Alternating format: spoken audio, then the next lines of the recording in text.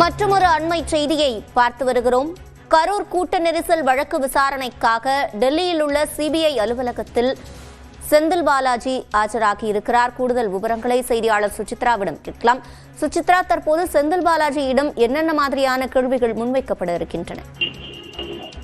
கரூரில் தமிழக வெற்றி கழகத்தினுடைய தேர்தல் பேரணியின் பரப்புரையின் பொழுது அங்கு நடைபெற்ற கூட்ட நெரிசலில் சுமார் 41 பேர் உயிரிழந்த விவகாரத்தில் விசாரணைக்காக தற்பொழுது முதல் முறையாக முன்னாள் அமைச்சரும் எம்எல்ஏவுமான செந்தில் பாலாஜி டெல்லியில் இருக்கக்கூடிய சிபிஐ அலுவலகத்தில் ஆஜராகி இருக்கிறார். அதற்கான சம்மன் என்பது சிபிஐயால் வழங்கப்பட்டிருந்த நிலையில் இன்று நேரடியாக அவரை ஆஜராவதற்கான ஒரு உத்தரவை சிபிஐ அதிகாரிகள் பிறப்பித்தனர். அந்த சம்மன் அடிப்படையில் அவர் தற்பொழுது டெல்லியில் இருக்கக்கூடிய சிபிஐ தலைமை அலுவலகத்தில் நேரில் ஆஜராகி பல்வேறு கேள்விகளுக்கு விளக்கம் அளிக்க உள்ளதாக சிபிஐ தரப்பில் கூறப்பட்டுள்ளது.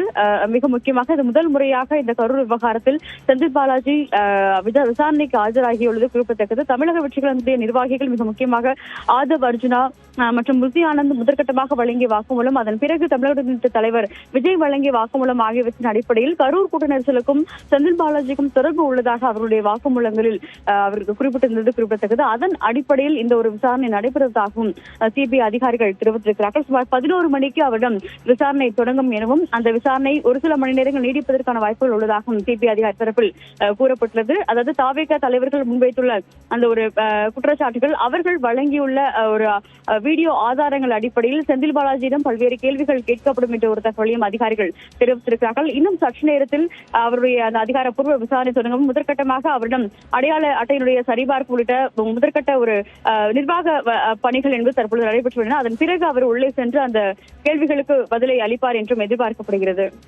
விவரங்களை வழங்கியமைக்கு நன்றி சுசித்ரா.